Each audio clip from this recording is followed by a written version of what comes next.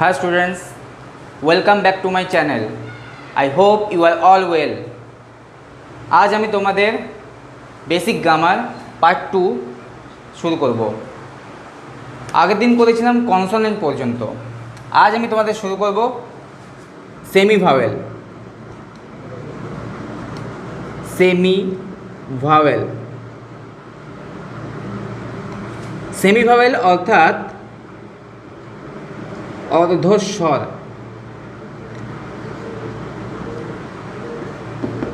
Semi vowel কাকে বলে? W এবং ওয়াইকে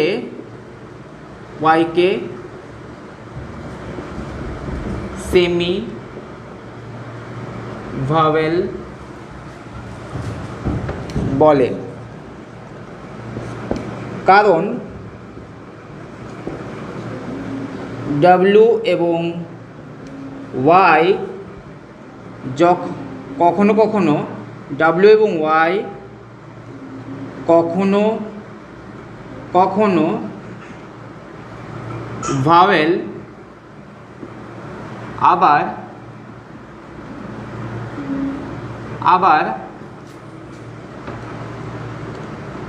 কখনো কখনো কনসোনেন্ট হিসাবে ব্যবহৃত হয়।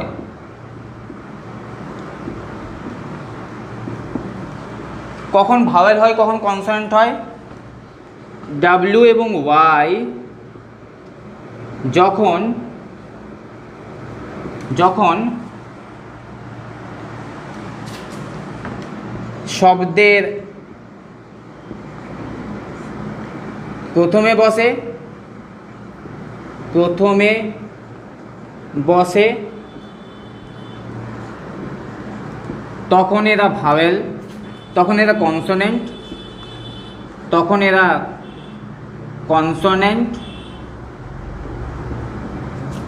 এবং যখন এরা শব্দের মাঝে বা শেষে বসে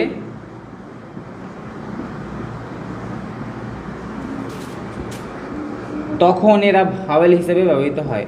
তখন এরা ভাওয়েল হিসাবে ব্যবহৃত হয়। তাহলে ডাব্লিউ এবং ওয়াইকে সেমি ভাওয়েল বলে, কারণ ডাব্লিউ এবং ওয়াই কখনো কখনো ভাওয়েল, আবার কখনো কখনো কনসোনেন্ট হিসাবে ব্যবহৃত হয়। ডাব্লিউ এবং ওয়াই যখন শব্দের প্রথমে বসে তখন এরা কনসোনেন্ট, এবং যখন এরা শব্দের মাঝে বা শেষে বসে তখন এরা ভাওয়েল হিসাবে ব্যবহৃত হয়। বোঝা গেল? তাহলে যেমন বি ও ওয়াই, বয়। তাহলে ওয়াই এখানে কি? ওয়াই এখানে ভাওয়েল। আবার যদি এক্সাম্পল দিই ইয়োলো, ওয়াই ই এল এল ও ডাব্লিউ, ইয়োলো। তাহলে ওয়াই এখানে কি? ওয়াই শব্দের প্রথমে বসেছে, ওয়াই এখানে কনসোনেন্ট,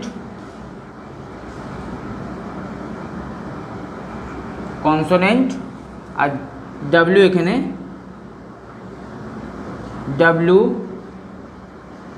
এখানে ভাওয়েল, যেহেতু ডাব্লিউটা শব্দের শেষে বসেছে। বোঝা গেল? এবার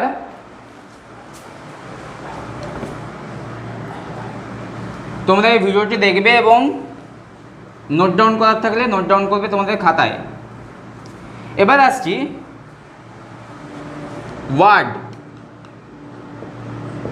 ওয়ার্ডের বাংলা কি? শব্দ।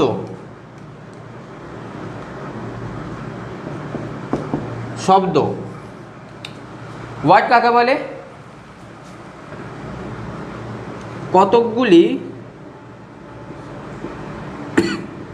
কতকগুলি লেটার,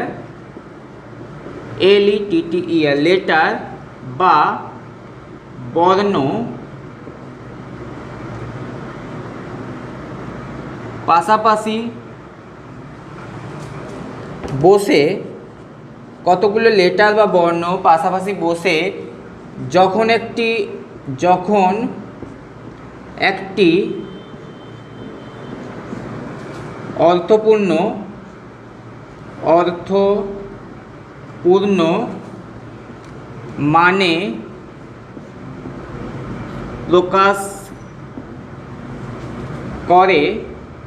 অর্থপূর্ণ মানে প্রকাশ করে, তখন তাকে ওয়ার্ড বা শব্দ বলে। তাহলে কতগুলো লেটার বা বর্ণ পাশাপাশি বসে যখন একটি অর্থপূর্ণ মানে প্রকাশ করে তখন তাকে ওয়ার্ড বা শব্দ বলে।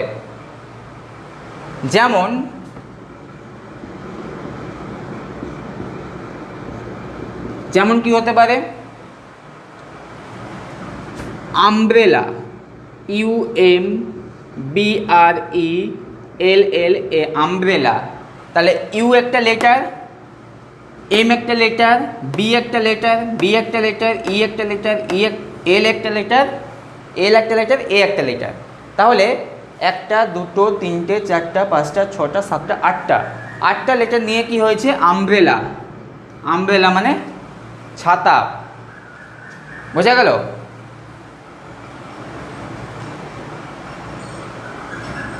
তাহলে একটি লেটার দিয়ে একটা ওয়ার্ড কি হবে? যেমন এ এবং আই এক একটি লেটার বা বর্ণ হলেও, এবং আই এক একটি লেটার বা বর্ণ হলেও এরা আবার শব্দ,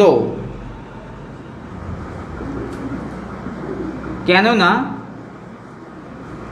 এদের নিজস্ব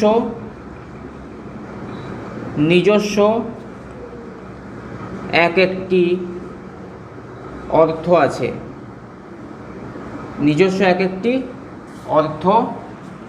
আছে। যেমন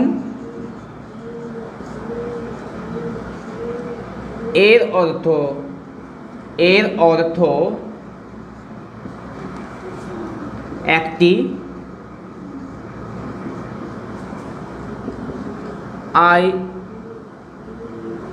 আয়ের অর্থ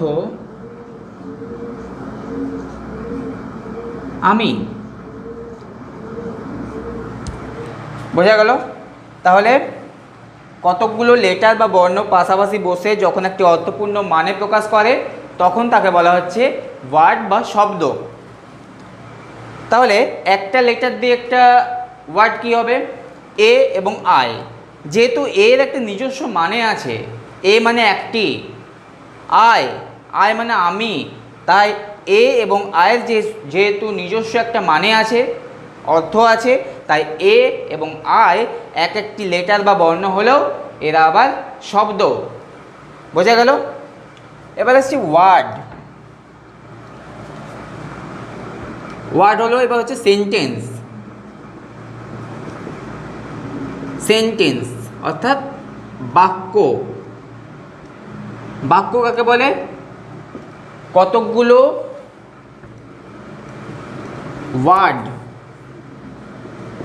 ওয়ার্ড বা শব্দ পাশাপাশি বসে যখন একটি অর্থপূর্ণ মানে প্রকাশ করে।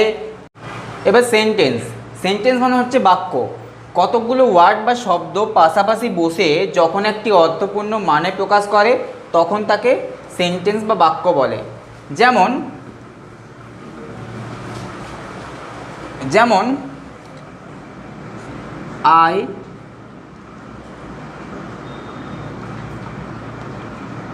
I read English. I read English. তাহলে I একটা শব্দ, রিড একটা শব্দ, ইংলিশ একটা শব্দ, তিনটে শব্দ পাশাপাশি বসে কি হয়েছে, আই রিড ইংলিশ একটা বাক্য হয়েছে, যে মানে হচ্ছে আমি ইংরেজি পড়ি। বোঝা গেল? তাহলে এটা হচ্ছে একটা সেন্টেন্স বা বাক্য। এবার একটা ওয়ার্ড দিয়ে একটা সেন্টেন্স কি হবে, যদি বলা হয় কাম, COME, কাম, গো, সিট, এগুলো এক একটি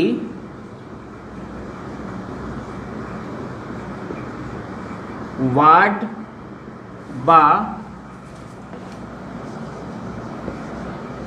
শব্দ হলেও,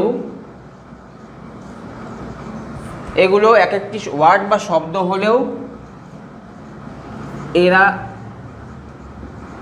আবার বাক্য, কেননা এদের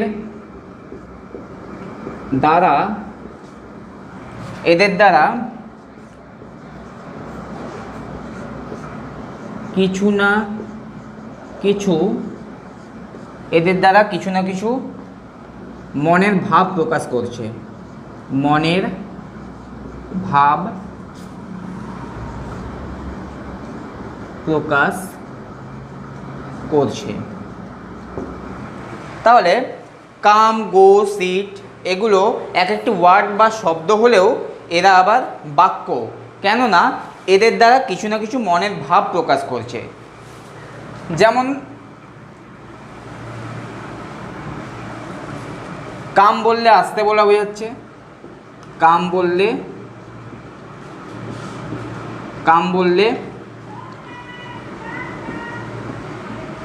আসতে বলা বোঝাচ্ছে, কাম বললে আসতে বলা বোঝাচ্ছে। গো বললে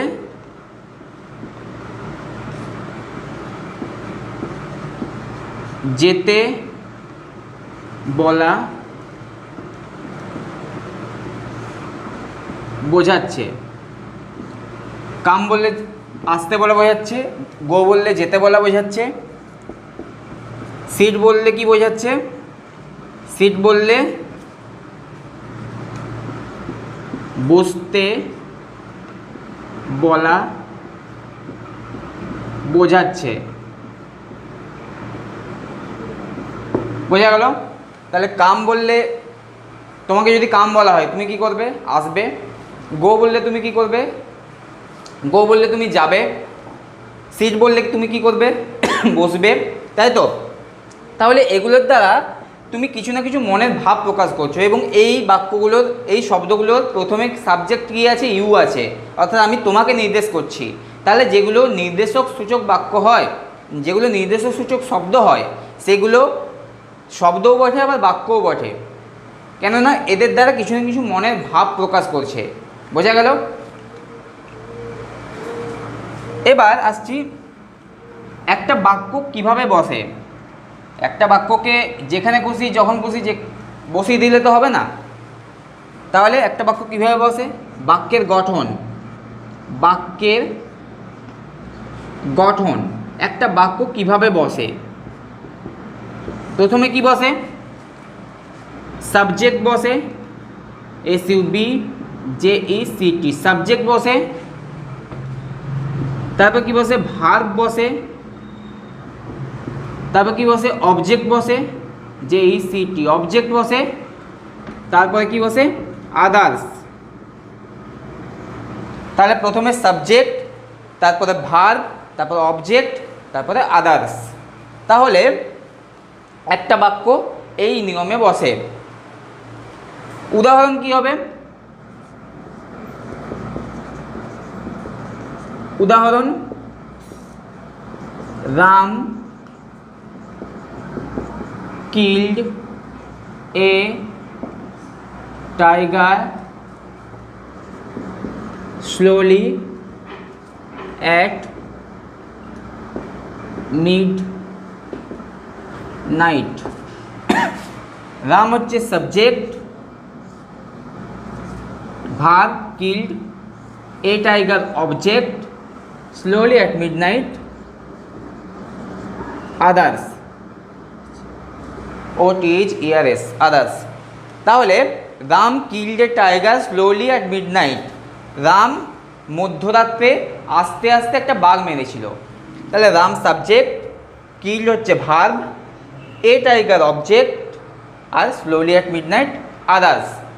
একটা বাক্যে সাবজেক্ট নাও থাকতে পারে, অবজেক্ট নাও থাকতে পারে, আদার্স নাও থাকতে পারে, কিন্তু ভার্ব থাকবেই।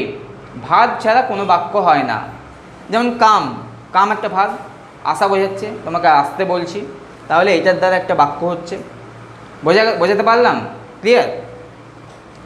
এবার হচ্ছে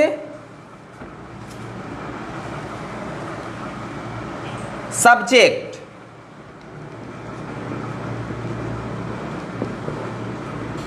সাবজেক্টের মানে হচ্ছে উদ্দেশ্য। সাবজেক্ট মানে উদ্দেশ্য। সাবজেক্ট কাকে বলে? বাক্যে যাকে উদ্দেশ্য, বাক্যে যাকে উদ্দেশ্য করে কিছু বলা হয়, বাক্যে যাকে উদ্দেশ্য করে কিছু বলা হয়, বাক্যে যাকে উদ্দেশ্য করে কিছু বলা হয়, যার সম্বন্ধে কিছু বলা হয়, যার সম্বন্ধে কিছু বলা হয়, বা যে কাজটি শেষ করে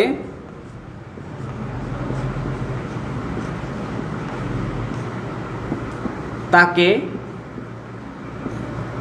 সাবজেক্ট বা উদ্দেশ্য বলে। তাহলে বাক্যে যাকে উদ্দেশ্য করে কিছু বলা হয়, যার সম্বন্ধে কিছু বলা হয়, বা যে কাজটি শেষ করে তাকে সাবজেক্ট বা উদ্দেশ্য বলে। বোঝা গেল? উদাহরণ কি? যেমন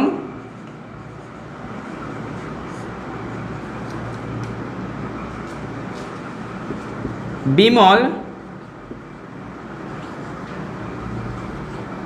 goes to school. Bimal goes to school every day. EVERY, every DAY। তাহলে Bimal goes to school every day, Bimal প্রতিদিন স্কুলে যায়। তাহলে বাক্যে যাকে উদ্দেশ্য করে কিছু বলা হয়, এখানে কাকে উদ্দেশ্য করে বলা হচ্ছে? বিমলকে উদ্দেশ্য করে। তাহলে বিমল ইজ এ সাবজেক্ট। কাজ সম্পর্কে বলা হচ্ছে, যার সম্পর্কে কিছু বলা হয়, কাজ সম্পর্কে বলা হচ্ছে এখানে বিমলের সম্পর্কে বলা হচ্ছে, তাহলে Bimal is a subject. Bimal হলো একটা সাবজেক্ট, উদ্দেশ্য। যে কাজটি শেষ করে, স্কুল যাওয়ার কাজটা কে শেষ করছে? বিমল। তাহলে বিমল হলো এখানে সাবজেক্ট। তোমাদের আজকের ক্লাস এখানেই শেষ হলো। তোমাদের যদি ভিডিওটি ভালো লাগে তোমরা চ্যানেলটিকে সাবস্ক্রাইব করবে এবং আমার ভিডিওটিকে লাইক করবে। যদি তোমাদের কিছু জানার থাকে কমেন্ট বক্সে তোমরা কমেন্ট করে জানাবে, আমি চেষ্টা করব তোমাদের উত্তর দেওয়ার। Thank you.